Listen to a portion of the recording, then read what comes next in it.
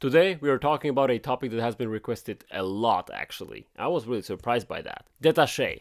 Let's get started.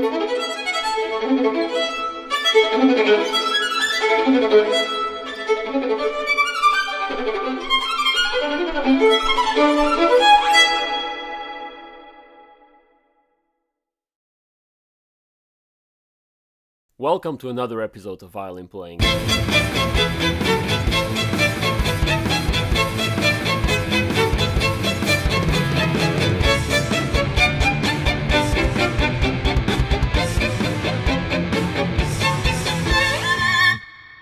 Détaché simply means detached in French. What a violinist understands under the term is a bow stroke that consists of up and down motion where the notes are all equally long. It's the kind of bowing technique you learn when you're first starting out playing the violin. Twinkle twinkle, anybody?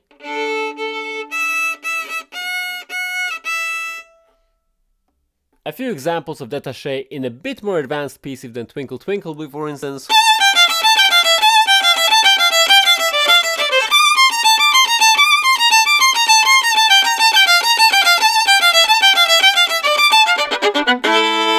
or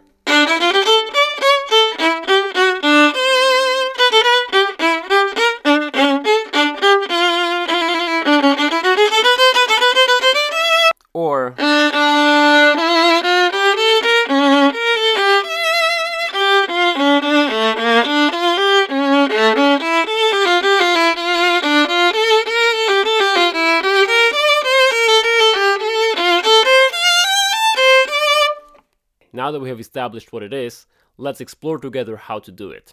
There are three basic things that are going to help you with your détaché: consistent bow speed, consistent bow pressure, and a consistent sounding point. When it comes to bow pressure, it's important to note that the up bows and down bows should be very equal, as we tend to usually emphasize the down bows simply because of gravity. Gravity? It's easier to accentuate the down bow. That's why we need to make up for that with a little bit of extra pressure on the up bows, instead of reverse your bowing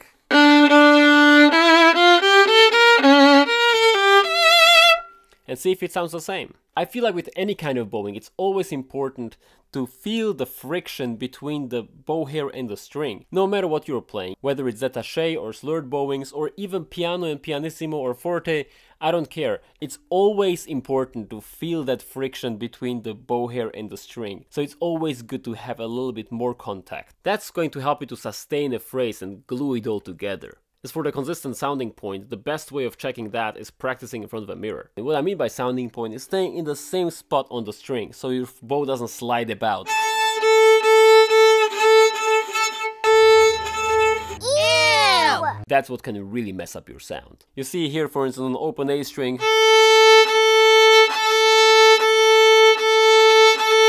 the bow doesn't slide about. It stays in one spot, preferably closer to the bridge, because that's where the sound is the richest. And I know many people will tell you that the bow should be completely 90 degrees to the string, so parallel to the bridge. I don't agree with that entirely. Objection, Your Honor. Down bow this way, up bow this way. That's going to channel your bow closer to the bridge. Of course, I'm exaggerating right now. You want to be very subtle about this, but it's something to be aware of. So when I'm doing détaché, even if it's a shorter stroke, I still maintain those bow directions.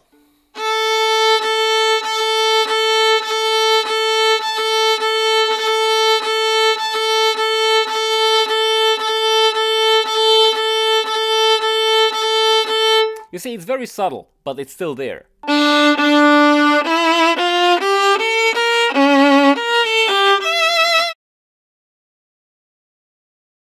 Here are two things that will make your détaché and your bow changes in general much smoother. The first thing will be the flexibility in your right hand fingers, and the second will be the initial bow speed after the bow change. Let's start with the first point, preparing your fingers. You want to anticipate the bow change with your fingers, not simply react to it. There's a big difference. Preparation, everybody. Here we are again. I sound like a broken record at this point. Preparation, preparation, preparation. You want to prepare the bow change with your right hand fingers. You don't want to simply react to it. You want to anticipate it. Here is reacting to it. Right? And here is anticipating the bow change. I'm curling up my fingers as I'm approaching the frog, or even if I'm in the middle of the bow, a little bit of that, yeah? It smoothens over the bow change. No flexibility. I've seen lots of people trying to be such good students and really exaggerating the hell out of this.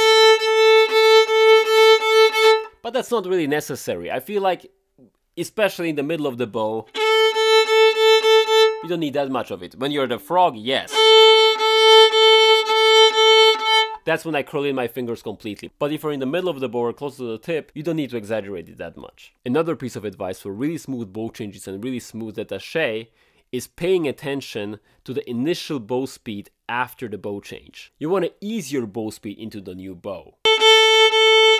You see, the initial bow speed is actually what creates the accent. So you want to really start slowly. It's almost feeling like it's delayed a little bit. Check this out.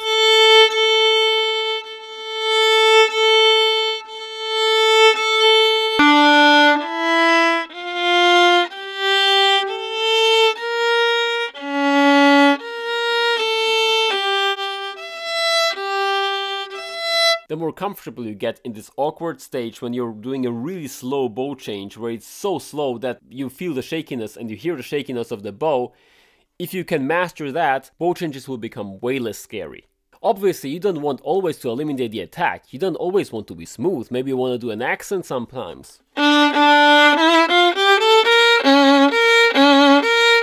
Here, I don't really slow down because I want that attack. But it's almost like a dial. This gives you control. So you can really play with it. You can sometimes do an accent, you can sometimes just go completely smooth. It's gonna give you way more variety in your détaché. So yeah, these are my thoughts on détaché. I hope it was helpful to you in some way. Let me know in the comments below what else you would like to hear from me about. Also, if you have any questions, drop them in the comments below. For private one-on-one lessons with me online, shoot me a message. There's the link in the description below. Happy connecting and happy practicing. I'll see you in the next one.